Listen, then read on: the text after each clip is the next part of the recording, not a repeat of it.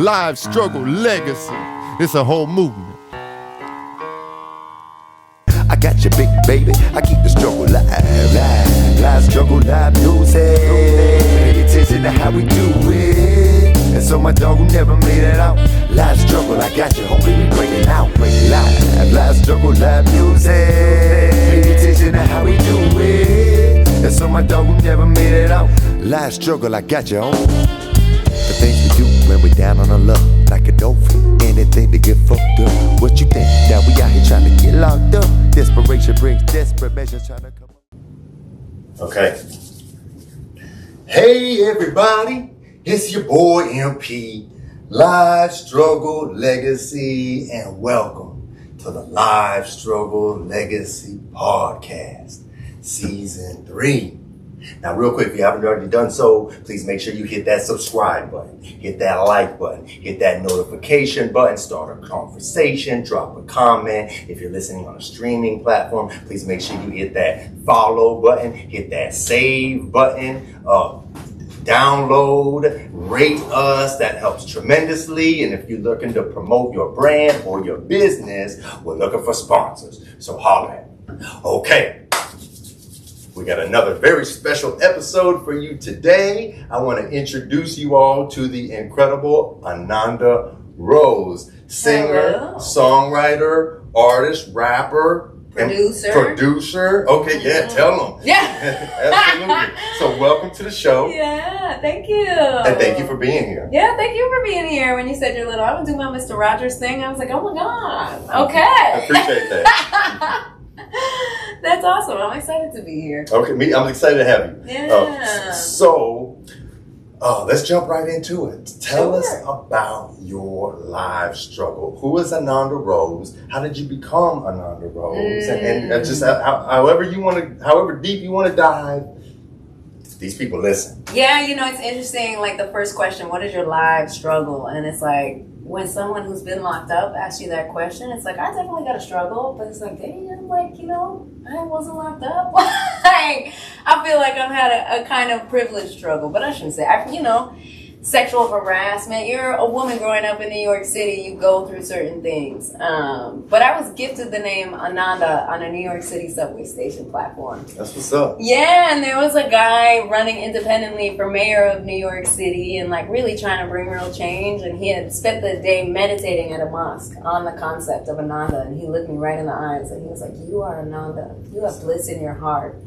And I was like, holy shit, man. I was like new in the game and like looking for like an artist name. And I was like, maybe I am. Like, yeah. But life struggle. I mean, I don't know. We all go through life. Life is struggle to some extent. So right? real quick, like, I just want to rewind a little bit. So Ananda means blissful. bliss in Sanskrit, in right? Sanskrit, yeah. Okay. And it's like a state of bliss that isn't just like, oh my God, life is great all the time. Because that's annoying. It's that bliss that comes with like complete acceptance of like the dichotomy of life, the complicated nature of life, the fact that struggle is a part of being alive on this planet. Can you connect to a state of blissfulness beyond what your physical circumstances are? Absolutely. Yeah. Okay. And where does the rose come into play?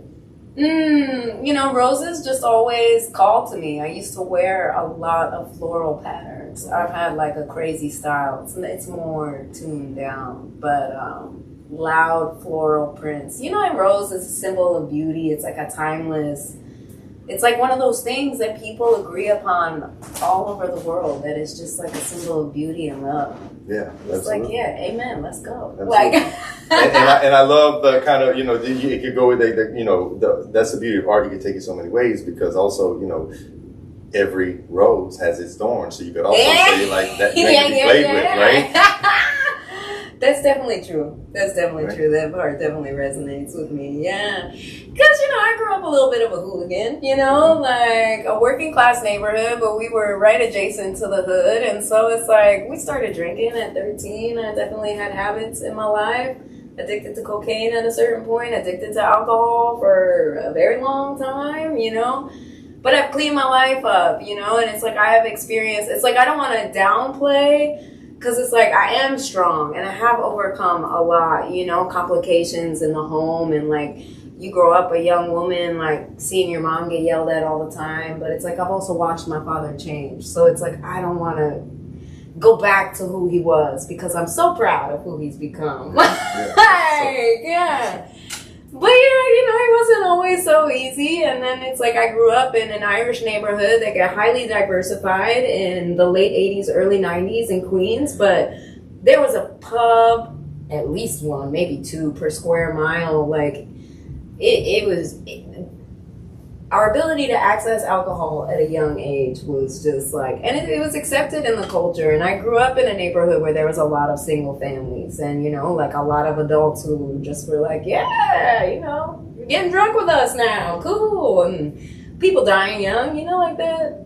Life serves you things sometimes. So I don't know. That's probably most of it. The addiction and the mental health components of the home scenarios, I say, are what music helped me really grow through. You know, we all have our cross to bear, so to speak, right? Yeah. That's a term that resonates with me, and so, you know, when you try to, you know, compare, right?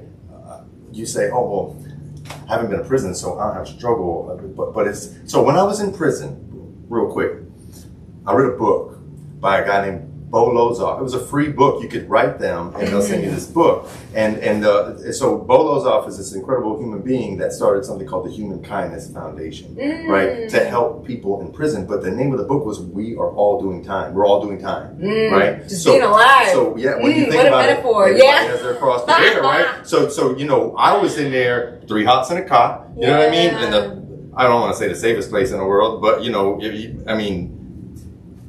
I was safer than I was out here. Let me just say that, because I was into some really heavy shit. But you think in terms of like people are doing time out here in terms of like domestic situations or addiction, right? Or just like the bad.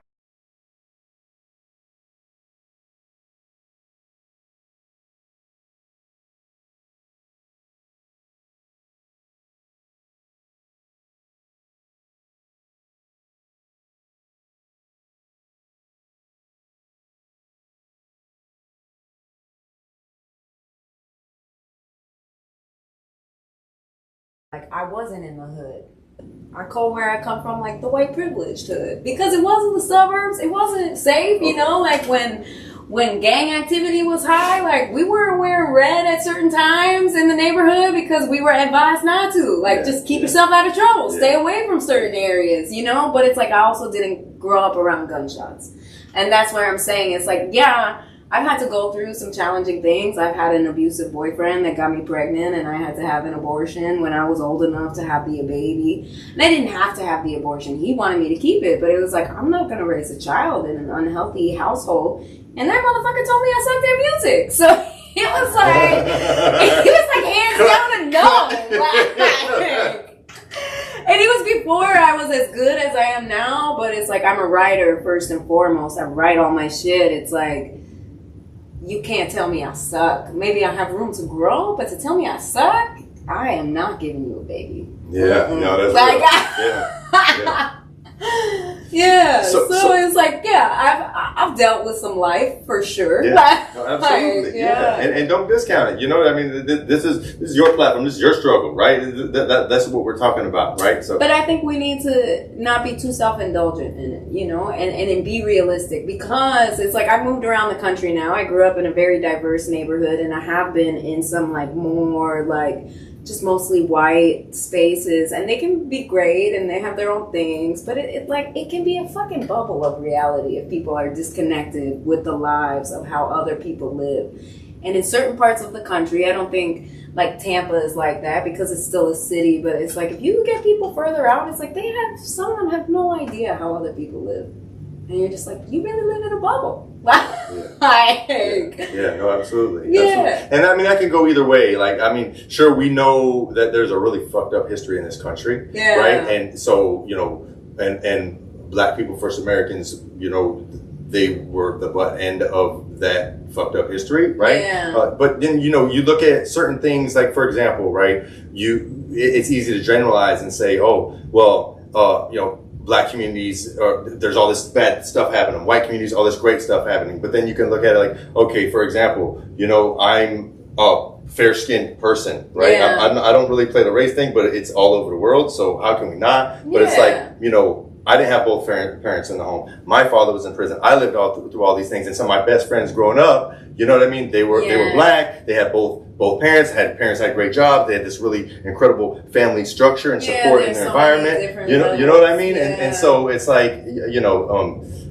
so not to discount anybody's life experience. I'm just really careful about generalizations, right? That's true, but that's why I own it, because it's like my dad had a good job. My dad was always in the home. Was he fucking angry a lot and not that affectionate? Sure. But he was always there, like, you know, and that's where it's like owning where, you know, it's like I was almost estranged from my family. Like I almost, because they're more politically conservative than I am, you know, and like, and it's interesting because my mom is an Irish immigrant and my dad is Irish American, but his family's been in America longer. And the difference, like, I am so grateful all the motherfucking time that I am Irish and that, like, most of my culture actually came from my mother, because it's like, yeah, my dad's family, who's been in America a little bit longer, can be bigoted, you know? And it's just like... To me, it's so ironic because, first of all right, so now you see this trending topic about how gingers are black, right?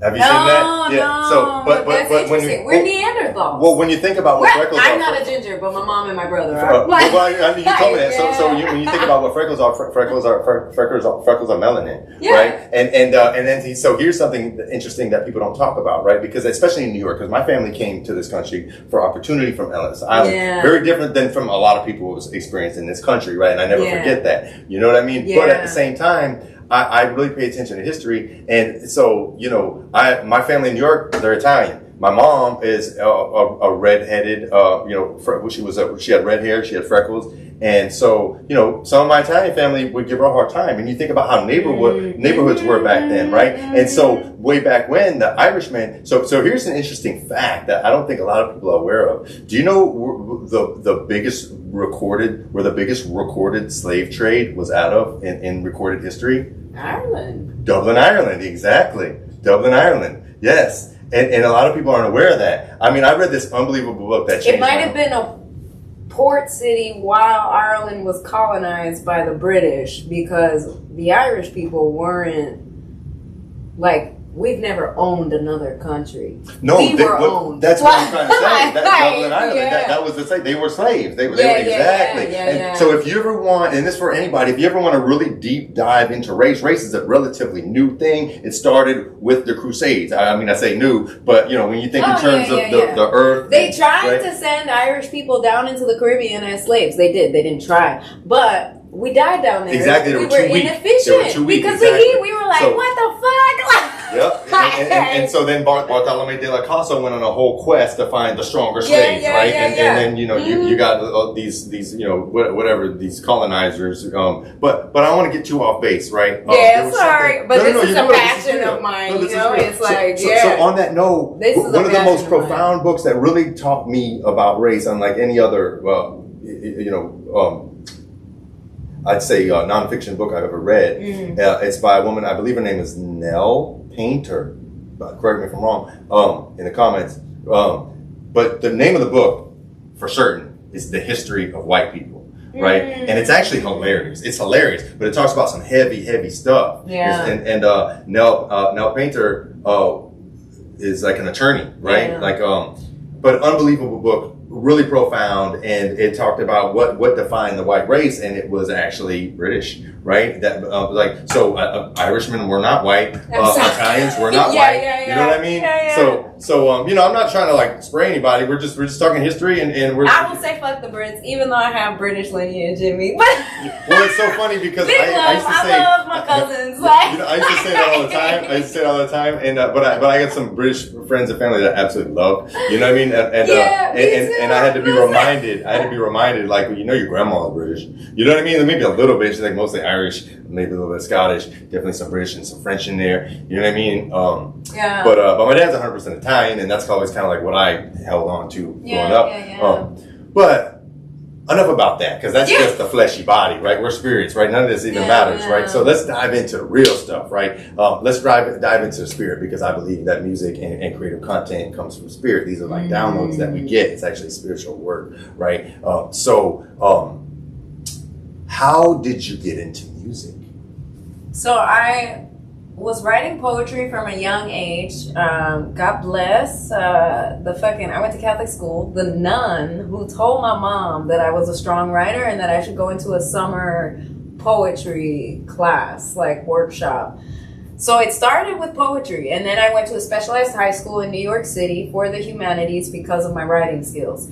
And I was acknowledged by an English teacher for my poetry, but I wasn't that musical. I could always dance, you know, and I was one of those kids who tried to sing in church or like tried out for plays, never got the parts, but I don't have like a fucking Broadway voice. I don't have a Disney princess voice. I've got a raspy, soulful, gritty, like... You got an amazing voice. Yeah, you really do. But it took time to develop, and it's like what I was exposed to early on, it's like it didn't fit in those spaces. You know, and then I went to college, right? So I went to college. Actually, the first college I went on a poetry scholarship, but it was a hoity-toity school called Hobart and William Smith Colleges, trying to be like an Ivy League school. And it was something like, my family did well for themselves with my grandfather's generation. Before then, they were poor and in the Bronx. You know, he did the military thing, up-leveled his life, and but it was like a big accomplishment for the family, for someone to be going to a school of that level, you know, and I'm the oldest grandchild in the family, female. The guys, there are some guys older, but love them. They weren't as good at school. But I dropped out my first year because I didn't, you know, it's like growing up in Queens, I was already like becoming racially conscious, involved in social justice causes, and I was like, this doesn't feel like this is where I want to get my learning from, you know? And then I started majoring in Black studies. And through my activism and my, we were in student government together, like we had like a whole like taking over the campus kind of thing. And it was beautiful, but it was the connections that I developed through my studies that Terrell Brooklish, he's a great rapper, you should check out his stuff.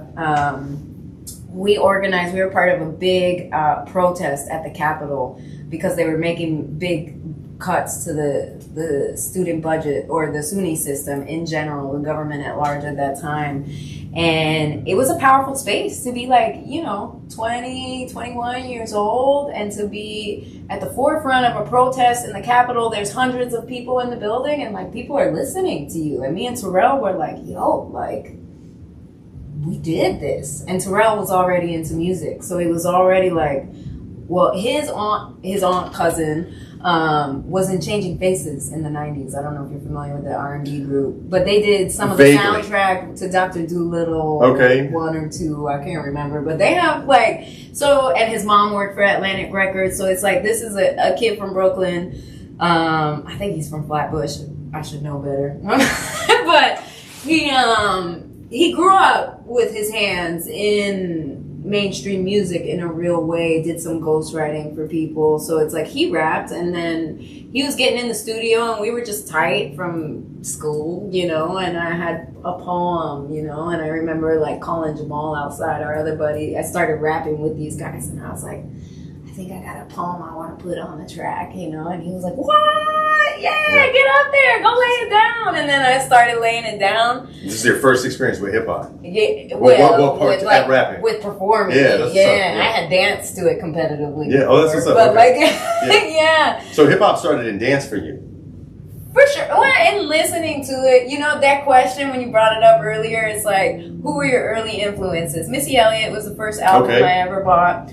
I grew up listening to Nas, Cormega, because my brother loves gangsta shit, you know, and the gangsta shit that was coming out of the East Coast at that time. So Capone and Noriega. Oh yeah, I like it's just like, but that stuff doesn't resonate with me. It's like I have deeply loved a few gangsters in my life, like real gangsters, you know. But it's like I don't like listening to that music, if I'm honest. I mean, some of it, because Nas is a phenomenal storyteller, you know, and it's like, that's where I feel like in some modern day hip hop, it's like it's lost the art of the storytelling around that lifestyle. Because I can listen to it and vibe with it if there's storytelling. There's no storytelling, and it's just like, boasting about guns and drugs and bitches. It's like, all right. Like, yeah. So I forgot where I was going with that, but getting in the hip hop. Yeah, the song that you did, the first time you got on the track. That song, but when you asked about early influences, the first fucking bars that I have memorized in my brain, the earliest, little young thing, go around my dick with your tongue ring, deep throw my 9-inch, gut from the front and grab from the side, smack her ass, she's screaming like she's dying. I can't even remember who sings that song, but that's I'm trying to think who that is.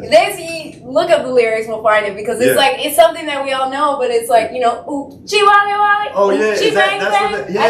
That's the Braveheart thing. That's the Braveheart. Yeah. Yeah, I'm a huge Nas fan, like huge. I've seen him in concert at least 2, maybe 3 times.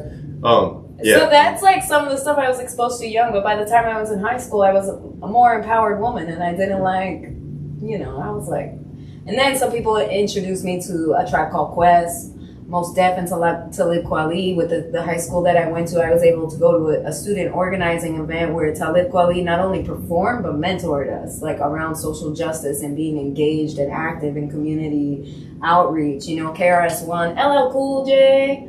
I remember like feeling tickles in my body to the sexy song he has. I can't believe I'm blanking on it right now. Oh, I Need Love. No, not that one. LL. No. That's the one I quote him in my songs. I can't believe I'm blanking Not on I Need it. Love?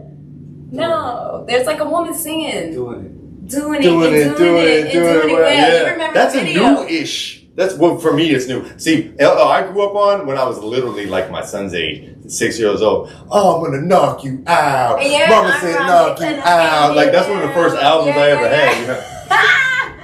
Yeah, I like that. And I got put on to KRS-One. I had some good friends in high school who was like, they were like, you just don't know enough hip hop. Like you only know the mainstream stuff and you're over it. You know, you don't want to be listening to, like, cause it's like, it's the kind of thing where it's like, if you're having a party and you're out to shake ass, it's great. But it's like, that what I was listening to in my room? Yeah. No. Snoop Dogg, of course, you know, DMX, we talked about Tupac. Yeah, I love Tupac. Yeah. Lauryn Hill, for sure. You know, and the irony of Tupac is that you had the one lady like Dolores Tucker or whatever her name was, and all these people that were like burning his CD, stomping him out because he called women bitches. But if you ever listen to the concept of that song, I wonder why they call you bitch. Yeah. He's actually trying to show like the things that are going on in a woman's life that are making people call her out of her name, but she's doing all these things, and when you look, but in the grand scheme, see, art imitates life. That's the thing, and I think that's where hip hop gets a lot of negative media and perception. But people don't realize what's happening in some of these communities that spawned these artists, right? And like way back then, there was pimps and hoes, right? That was a thing. You know what I mean? So people grew up seeing that, right? And now it's a whole other thing, like you know. But that's the thing. Art imitates life. So you know. And you have to have the space and the ability to like listen for it. You know, it's like. Because it's like, there's time and space and place for it. Because it's like, Nas does it, you know? But like, that's not the focus of his music because he's a genius, you know? So it's like... He's amazing. He's amazing. He's a Virgo, too. That's my Virgo bro right there. Yeah. You said something, and I want to touch on this while it's fresh on my mind, because I actually wanted to open to this, and it slipped my mind. But I watched one of your YouTube videos, right? It was a real short YouTube video. It was super cool.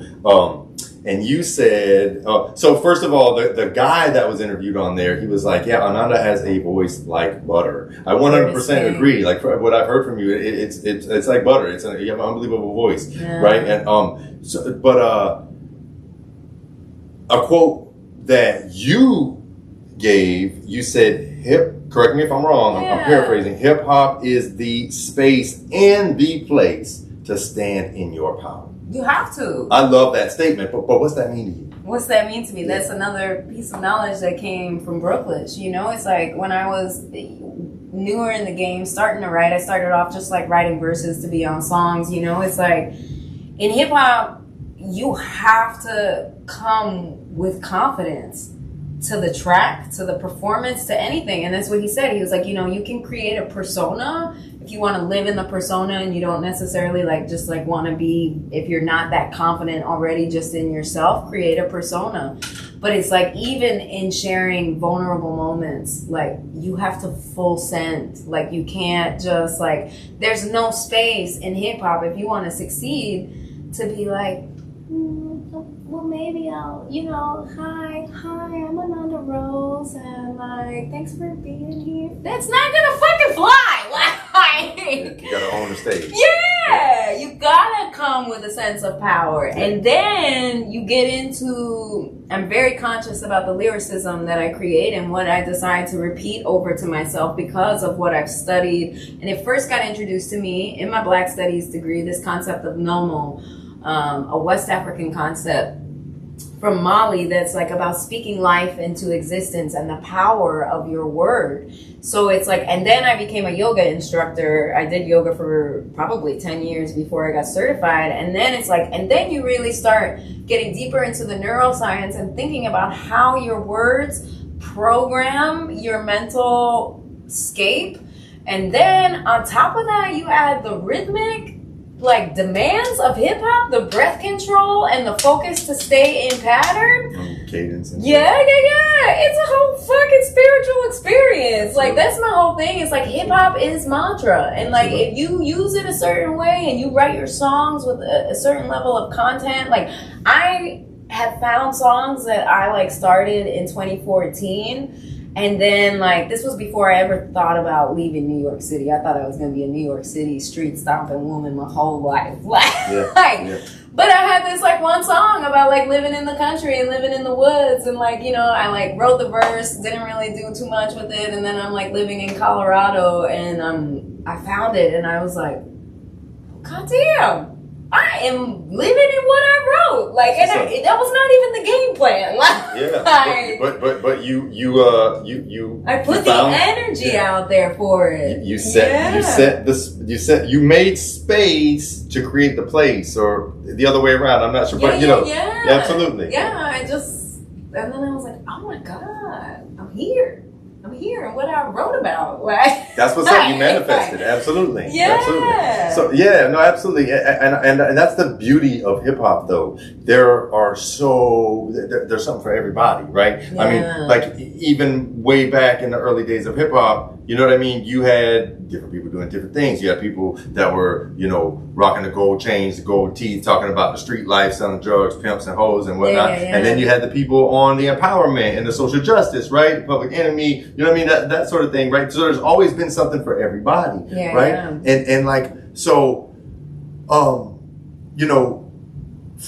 for me personally, right? And we may not see, I know we had a little discussion off camera, right? Where we talked about, some content of one of my songs, right? And then we talked about that just a moment ago off camera about some of the content that is maybe a little bit off-putting, right? Yeah. Maybe offensive, right? And for me, a big part of that, I just think about NWA, right? Yeah. I loved NWA. I was a little bit before my time. My hip hop for me, honestly, my first hip hop experience was probably either it had to be somewhere between MC Hammer Can't Touch This, which I believe was West Coast, right? He was from the West Coast, if I'm not mistaken. Yeah. And then, but I was born in Arizona. It's very different. And back then, it was really different because back then labels weren't as glommy as they've become, right? And glommy meaning take. Well, right? and there was also different lanes. Well, that's what I'm trying to say. So the DJs were the tastemakers, right? And I feel like we lost a lot of that value. We definitely didn't lose DJs. We got plenty of DJs, right? And I love that. I'm not knocking anybody for following their passion, right? It's just much different than it was. You know what I mean? Yeah, it's a whole different conversation. Exactly. But what I'm trying to say is, okay, back when I was a kid, I traveled a lot, right? I was born in Arizona, but my dad's family was in New York, my mom's family is in Florida, and I had cousins in Cali. So I would always go back and forth from Arizona, Florida, New York, Cali. So I had a pretty diverse, you know what I mean? East, West, that's South, a cool Southeast, right? scope of sounds To be experienced. And what I remember, as I was coming into my adolescence and I'm really starting to fall in love with hip hop, I can remember, out west, you had, your Snoop, your Dre. That's what would get a lot of radio play. G-Funk and then, and then down south, you'd have your like Uncle Luke, 2 Live Crew, shake what your mama tell you, right? And then you go up north and you're gonna have, your Wu-Tangs and your, you know what I mean? And so the DJs set that. The DJs would play that. Now everything is, what are the labels pushing? So now it doesn't matter where you go, you hear the same shit. Yeah. And it's probably not what you want to hear. It's what the labels are pushing. Right? Because they groom artists now and everything is like, they don't, well, no, that's actually not true. I take that back. They don't groom artists. They used to. And I say groom, that's not the proper term. A&R. They did A&R. They did artist development. They found artists and they pumped them up. That's actually... And the level in which they're mixing everybody's voices now. I was just on a summer tour and I took myself to Colorado and back in my car. So I listened to a lot of radio. I mentioned that to you, but it's like, it got annoying at a certain point between hip hop and country. First of all, the vocals almost sound exactly the same, which is so crazy I've to always say. said that. But I've always said that. But the mixing and mastering, it's just like everything is so doctored. I miss hearing presets. I miss hearing the authenticity in someone's voice. Oh, I see what you mean. You mean like everything's like it's so doctored. Yeah, it's so doctored. It's processed. Like Ghostface Killah, I used to love. I used to tell people, I was like, listen, if Ghostface Killah found me one day in New York and wanted a biracial baby, I'd be like, sure. That's not true anymore. I'm older. I'm not gonna just give a baby to anyone. But like, there was a period of my time where that was a very big, real truth. I would have been like, yeah, sure. No. So but I love the rasp in his voice. No, absolutely. I appreciated New York hip hop. Like I went through a huge Wu-Tang phase. Like Meth was my favorite. But Old Dirty was actually my favorite. Old Dirty Bastard was my favorite. Like for real. Shimmy, shimmy, yo, shimmy. You know what I mean? Like I loved Old Dirty. But I've been looking for a partner that feels like the right fit for this show. A brand that shares the same commitment to quality, comfort, and a better lifestyle. After a lot of research, I found exactly that in Cozy Earth. They create luxury bedding and pajamas made from 100% bamboo, naturally breathable, incredibly soft, and designed to keep you cool and comfortable all night long. It's the kind of product that elevates everyday life, which is exactly the type of brand I want to bring to this community. Cozy Earth also stands behind their products with a 10-year warranty on their premium bamboo bedding, plus free shipping on orders over $50. If you've been looking to upgrade your sleep and align with a brand that fits the values of this show, visit CozyEarth.com and use the code LSL for 40% off your order. That's CozyEarth.com, code LSL for 40% off. Like hip hop for me, and I don't mean like the early introduction, like I was telling you, the Snoop Dre, all that. I mean like when I was like engulfed in hip hop. The interesting thing is, it's what a lot of people up north and other areas would say is not hip hop at all. Master P. No, I grew up, I was a No Limit soldier in the 90s. You know what I'm saying? I don't know anybody in Florida that wasn't. You know what I mean? I don't know anybody in the South that wasn't. Right? And it's funny because I grew up in New York and my cousin in New York would have like those Master P that had the marketing on Smash with a different color. You know what I mean? The CD cases and whatnot, and the graphics and all that. But like for me, it was No Limit, Master P, and then it was Cash Money, Baby, and then, but like in terms of my favorites and what I think is like, these are the most slept on MCs that don't get the credit they deserve. Outkast. Well, that's what I was going to bring up as being one of my favorites. True storytellers. 3000? Oh my God. He's definitely top 5. I would still give him a baby top if he 5. wanted a baby. Top 5. And I can't tell you how hurt I was when he came out with the Flu album. Like, yeah, do you? But the thing is, like, I was so disappointed. Like, because like somebody tricked me. They were like, "Oh man, bars," and they sent it to me. I didn't know about his Flu album, and I'm listening to it, and I'm waiting for it to get funky. I'm waiting for the bars, and like, no disrespect, Andre, 3 Sex. Like you're one of the greats. Like I grew up on you, But man, to me, it sounded like a kid playing on a recorder. You know what I mean? Like, remember we used to play on the recorders? And it's like, if that's what you want to do, by all means. I listened to it a little bit.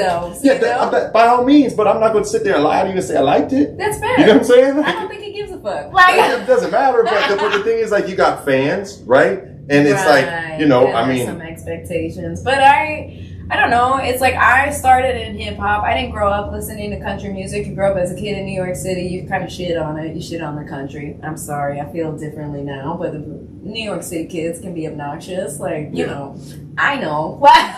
Like, it's obnoxious. It can be an obnoxious way to be. But like you're brought up like, I'm in the greatest city in the world, you know? And that's like, you own that shit when you're a teenager, prepubescent, like this. Just like, you know. Sorry. Like, so now you made a statement earlier, and you said something about like you used to rock with that until you got on your woman empowerment. Yeah. Right. What does that mean to you? It just means like getting respect, you know? It's like being respected for your mind. Like that's what, like I had mentioned to you before the cameras were on. It's like I had opportunities in New York, right? And like maybe these people were lying to me, but it was people who were like, oh, I'm Jay-Z's cousin, or like I'm working in this studio right now.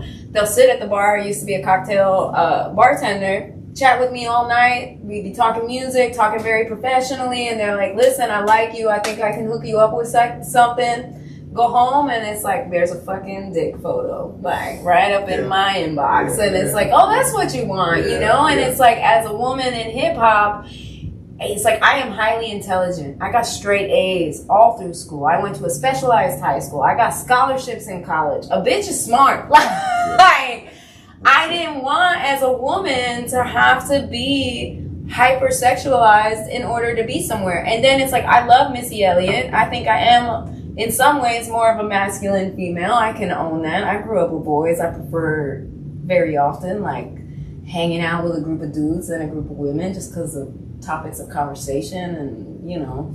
But it's just like, I didn't want to be hyper masculinized. And it's like, who do you know as a female MC that's been able to embody both of those things in her own lane? Like, up until recently, it was only Lauryn Hill. What about Foxy Brown?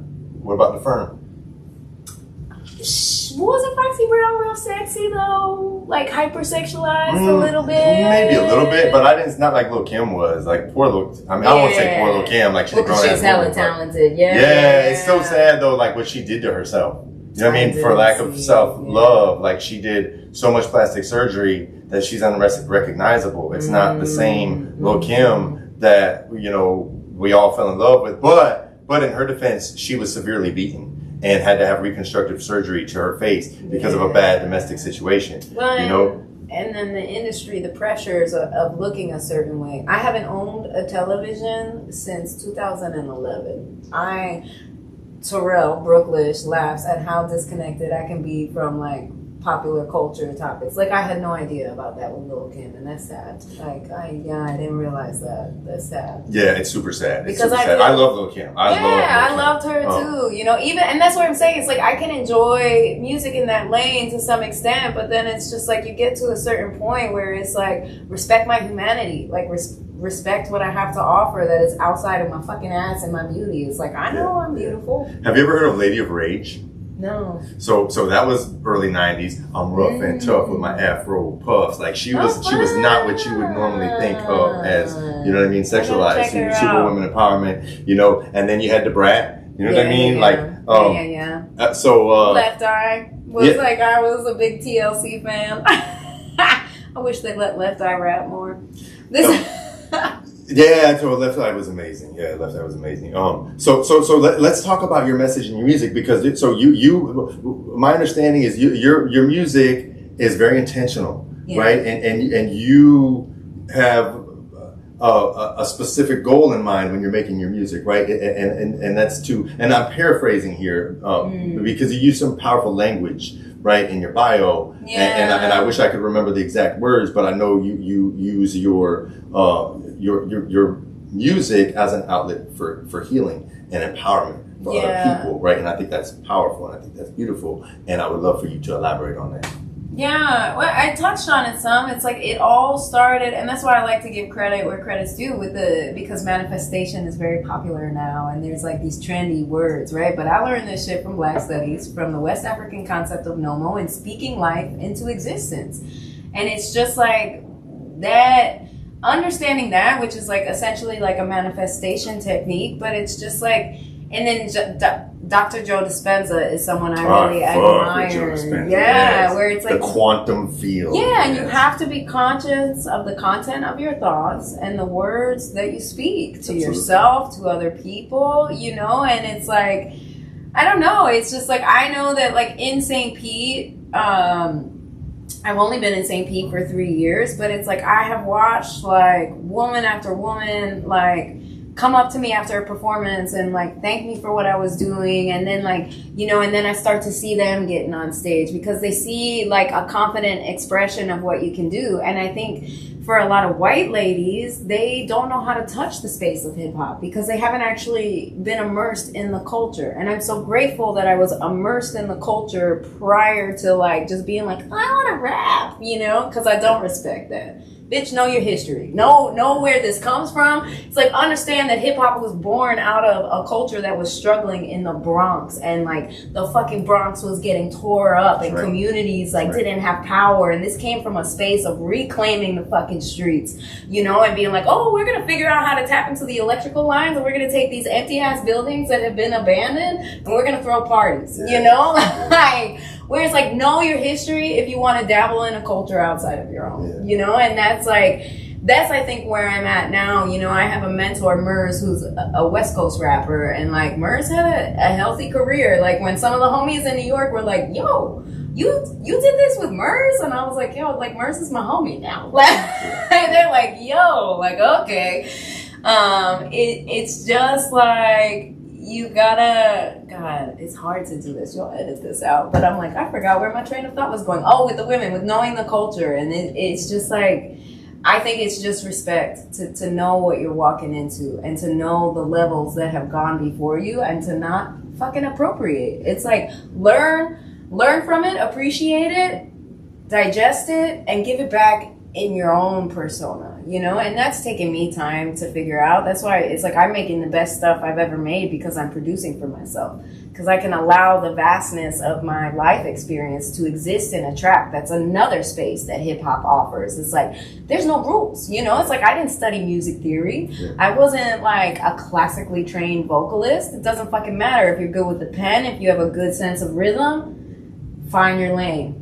Figure it out, make something interesting. And it's like that, I think, being able to inspire other people. And even like I had a young man that I helped produce for, and I was coaching him some because he said he really wanted to rap, and he came to me after I was on a show, and it's like he's one of those examples, like a phenomenal lyricist, not that great in his delivery just because he's not as skilled. Like it's the breath control. It's like he had a kind of amateur flow that was kind of sing-songy, more popular in the late 80s, early 90s. And like, I think that sometimes is intentional and sometimes it just comes from practice, you know, like knowing, having somebody like Terrell used to, you know, suggest like ways I could deliver things. He's like, have you noticed that you're falling into the same rhythmic pattern for this long? Like try and shift it so that it can be more interesting. And to be able to be at a point where I can help other artists also do that, honestly, it really gives me like almost the same fulfillment as being on stage myself. Like, yeah, no, that's what's up. Yeah. And then like the healing, I don't know, you know, it's like I know what I've done for myself. I know how I've changed my mental health patterns, and I know that I've pulled myself out of addiction, you know, and that's a choice that I didn't make necessarily because I wanted to.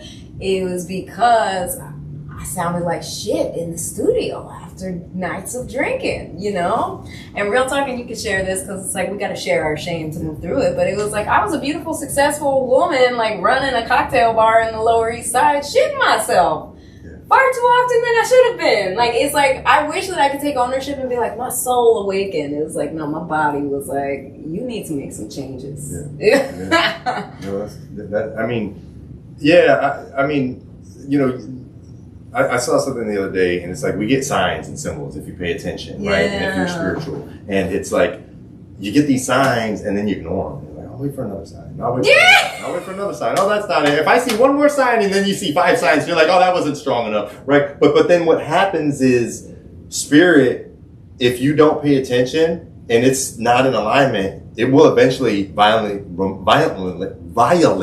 the universe will violently remove you. Well, they will let you know what's right? up. It will violently remove you. I can't tell you how many times I've had the rug pulled out from under my feet, so to speak, because I didn't want to pay attention to the signs, and I had so many chances, right? But that spirit, and that's where I believe, when you get what you want, that's God's direction. When you don't get what you want, that's God's protection. Like that's like kind of like my mantra these days. You know what I mean? And for people that don't believe in God, well, I mean, energy. It's physics. Right? Yeah. It's physics, exactly. I actually said that on my last podcast. Literally, the last podcast, I talked about how for people that are atheists, I'm not knocking it, but if you believe in things you can't see, and you believe in physics, you're not an atheist. No, that's real talk. Right before I left New York, my last year in New York, I got pregnant, had the abortion, got evicted, and the bar that I was working at, the partnership fell apart, and it was like that was a bad situation. They didn't file our taxes, but it was like one of those things where I had to have a friend because I still didn't see it, and I'm shitting myself. I had a friend be like, do you realize all of this happened in 1 year, in this last year, and you've been talking about wanting to leave and do something different? And it's like, are you not seeing the signs that maybe it's time for you to make a different decision, And I was like, And that's one thing. I mean, you have a podcast, so I want to touch on it briefly, but I know 7 people who have died in the last 5 years. All men between the ages of 35 and 45 to something substance related. So please be careful. Yeah. With your intake. Some of it was fentanyl, some of it was depression and mental health, cousins, people I grew up with, people I worked with, like, it's just like, it's a real thing.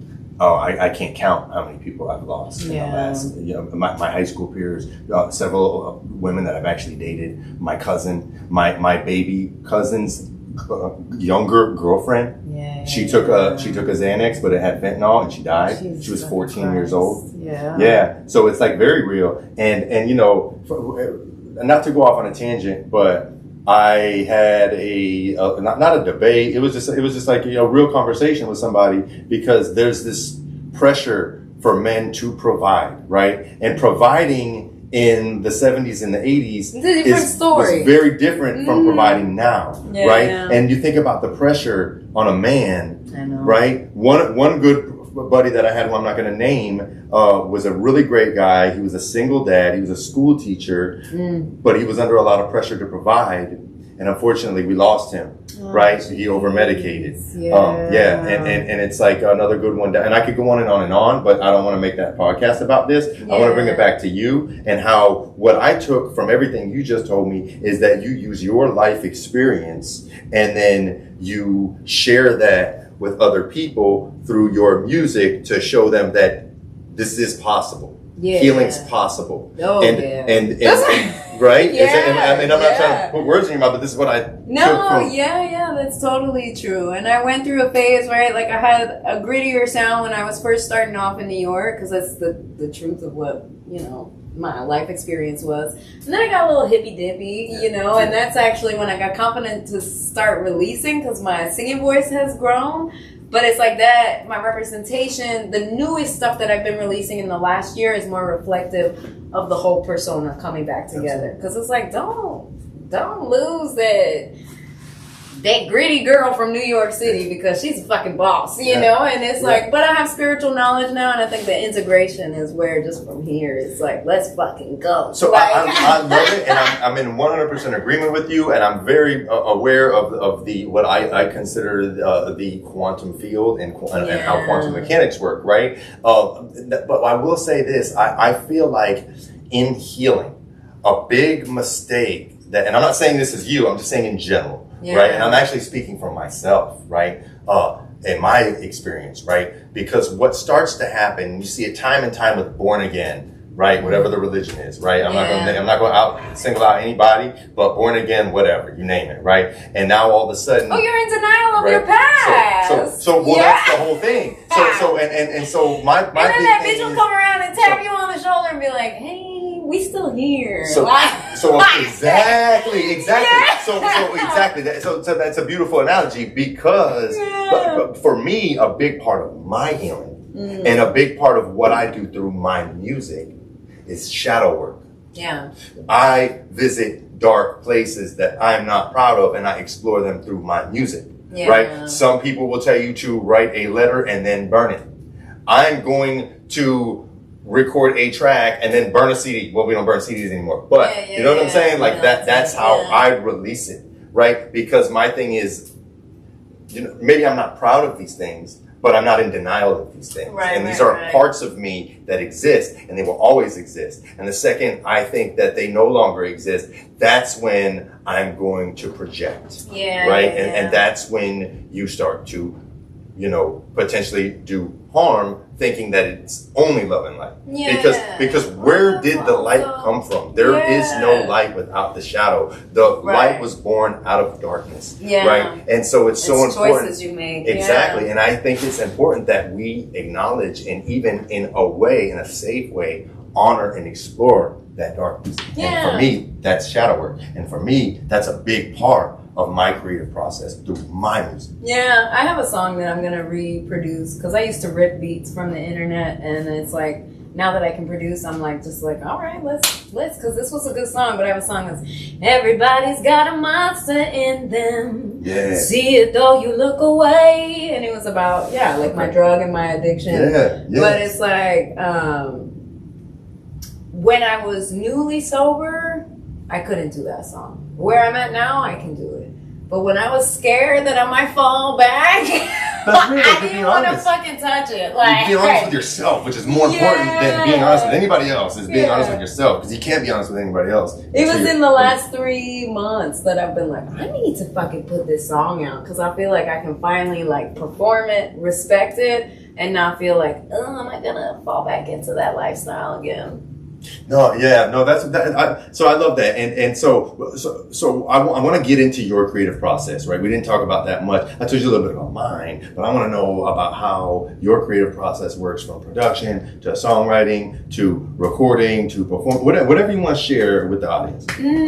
Well, I started off as a lyricist, so it used to be words, and like you can get inspiration from anything, So, obviously, most people who write to express themselves definitely started off like trauma response. That's like, I grew up in a family that didn't talk about shit. That's very Irish. People just like don't talk about things. So it's like my notebook. That's why it's hard. Like I'm working on a book, but it's still hard to go back to my old notebooks and see the pain that I was in. And it's like I thought I was like, all right, I can take this on now, and I'm like, God damn, I'm gonna need like it just brings certain things up that still hit heavy, and like, but yeah, so it used to be in writing, and that's definitely something. I think that sometimes flashes of like one line will come in, or if I'm emotional or like feel passionately about something, I'll start writing, and you just get into the flow state, and you can just go. Some people in hip hop love the wordplay element, and I respect that so much, and I used to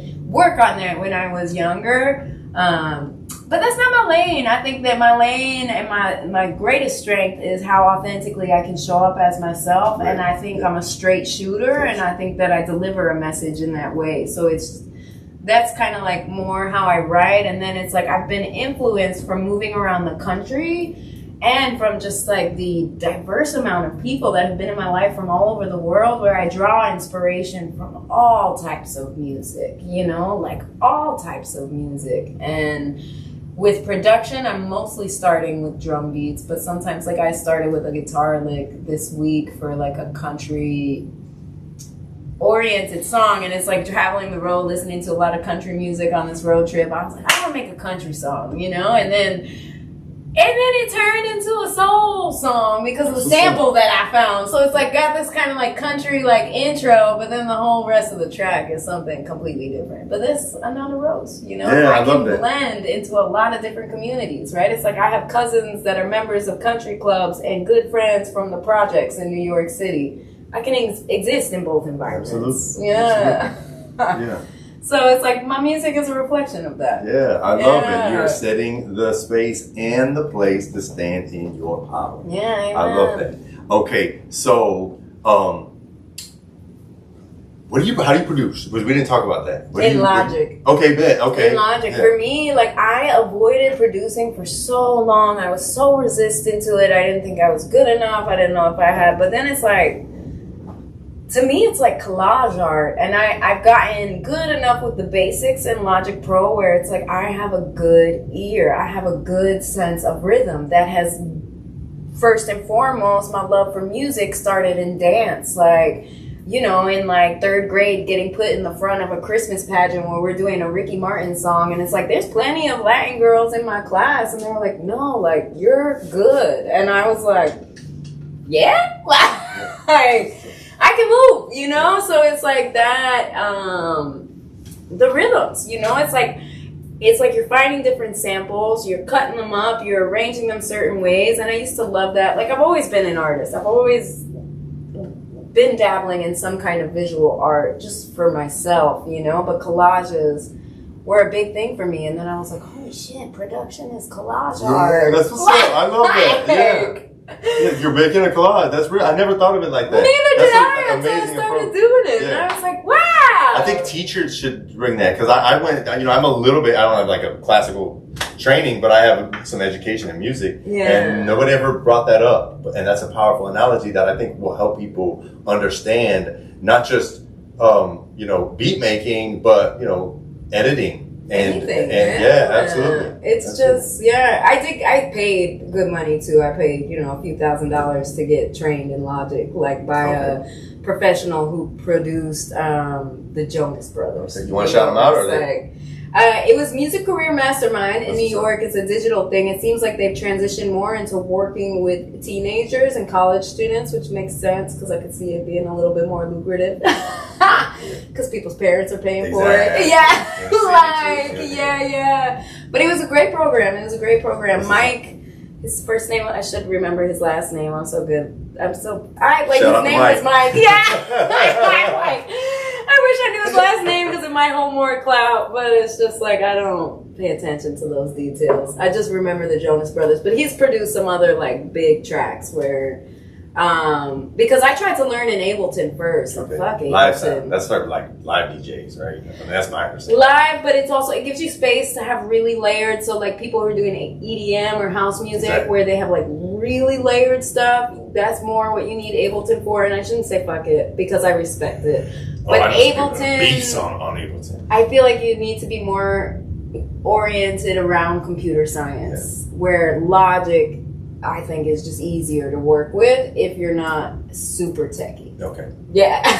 I think it's more approachable. Yeah. And I have a MIDI. I haven't used it. I can play the guitar and ukulele. Okay, that's what's up. Okay, so you play, Do you lay tracks for your production? No, so I didn't learn. I probably will. I have a whole set of folk songs that I haven't done anything with because when I moved to Colorado and bought a guitar and I was in the country with country guys, like this whole different person came out where I was like, okay, but I have some good songs. So that's people say like, oh, you have to fuse them. But I have a chucking style of playing on the guitar. Old classic country, simple, like for storytelling more than like, I can't do anything cool on the guitar. I mean, neither did Nirvana, but look at Nirvana. Yeah. You know what I'm saying? Yeah. So, okay, so I'm not trying to rush. I want but you got somebody else. No worries. But here's what I want you to do. I want you to promote Ananda Rose. Tell us where we could find you. Spell it because not all of us know how to spell. Yeah. And anything that you have going on, any of your social handles. I know you have a website, so you got all these people watching, and these people are solid. Like they will check you out. Oh, I love that. Thank you. Oh, yeah. So Ananda is ANANDA, Rose like the flower. music. So that's my handle at Ananda Rose Music. That's how you can find me on Facebook. AnandaRoseMusic.com is my website. I am on all streaming platforms. I made a commitment to myself this year because, you know, with mental health issues and moving around the country, it's like I floundered with how consistent I was. So this year has been like one song a month, no matter what, because I've got so much fucking material that's unreleased. And so the newest stuff is available on my website. I just got off of a summer tour, and I am excited for the tracks that are gonna give like a little summary. And it's like finally time for a storytelling album. And it'll start off as an EP, and then I'm going overseas to Ireland. And I have some performances in September in Ireland, and I'm applying for some residencies out there. So I may potentially be out there for a year. Amazing. Say your prayers for me. Absolutely. Get me into Create Ireland's bursary program, because there's a hip hop scene in Ireland. That's dope. You know, and it's interesting. My favorite artists are in Northern Ireland, which is technically the UK because they own us, but that's complicated. But Kneecap is dope. They're fucking rapping in Gaelic. And like only a small number of people in the world speak Gaelic. Like, you know, a small fraction of the people in Ireland. And it's a beautiful language. Yeah. My birth name is Caitlin in Gaelic. And so Americans will call me Caitlin, but Caitlin is the proper way to Caitlin. So that's what I'm really excited about. So I applied to that program with Murs as my mentor because it's like, it seems like they need some leadership over there. Like Kneecap is dope, but then there's like some of the other rappers that I've seen don't seem like they have their own voice, and they seem like they're imitating Black American culture.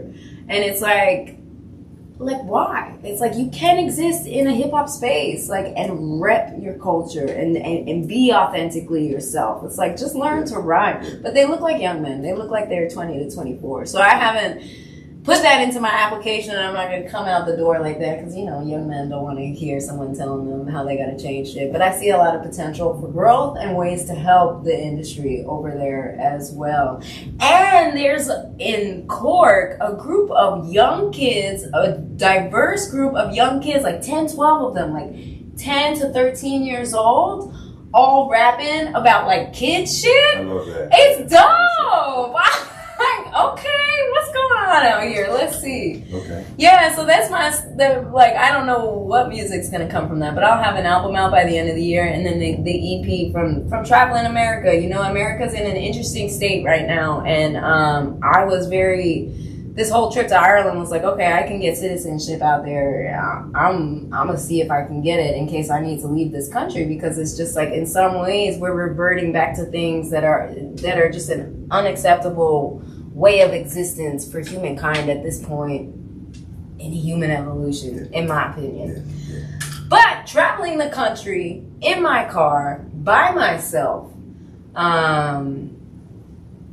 people were so much nicer. And there were so many more good people from across political lines and beliefs and ways of life. And it's like, when you experience America firsthand, it is different from what is getting presented to us. I always say that when you turn off your TV and go into the world, you see that people are amazing, that this bipartisan bullshit is a divide and conquer strategy, that these are all individuals, and if you had the same experience as another individual, you'd be exactly like them, but we're all fed bullshit on the news. So it's like, turn your fucking TV off and get out there and meet people. Talk to people, because I promise you, people are beautiful. They're ugly too, but you're gonna see a lot. You're gonna see a lot more beautiful people, right? So okay. I want to make sure that you get your message out, right? Any closing remarks? Anything special that you want to share? Anything special that you want to share with somebody that maybe has gone through things that you've gone through, or is trying to do things that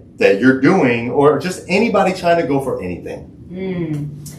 Yeah, you know, it's like, be true to who you are and be authentic to yourself. That's my biggest thing. It's like, maybe I should learn how to lie a little bit better, hustle a little bit better. But I can't, I'm honest as fuck. And I love that. But it's like, I think that that's the way to go, because it's like, you don't want to have shady energy. You want people to know what you have, and it's like if you have some kind of addiction, if you have some kind of struggle, it's like I just promise you, the more that you stay connected to working on it, even if it's just a little bit, it's like don't beat yourself up too bad, right? It's like there's help, there's support. AA isn't the only way, even though I know it's a very powerful space, but it's like there are other ways, and like, you know, it's like shit, like if you're really going through it, I can't guarantee that I'll respond in a timely manner, but it's like I would talk to anybody who's going through something with addiction, just because it's like it's a hard space to be in, it's hard to get through, but it's like it's possible, and like you can transform your life with your thoughts. And it starts there, you know. Don't worry about if you're not someone who likes to talk a whole lot, but it's just like catch yourself and how your mind is working, listen to yourself, and like work on those reframes, you know. I think that's the biggest thing that happened for me. Authenticity over everything. Yeah, authenticity over everything, and fucking check yourself. That's like right. That's right. If you're a negative Nancy in your brain, it's like before you wreck yourself. Yeah. Ananda, thank you so much for coming on the show. Thank you for sharing your story, your branding, and your music. Thank you.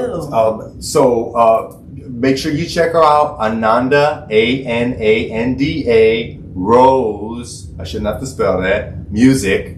I shouldn't have to spell that. Yeah.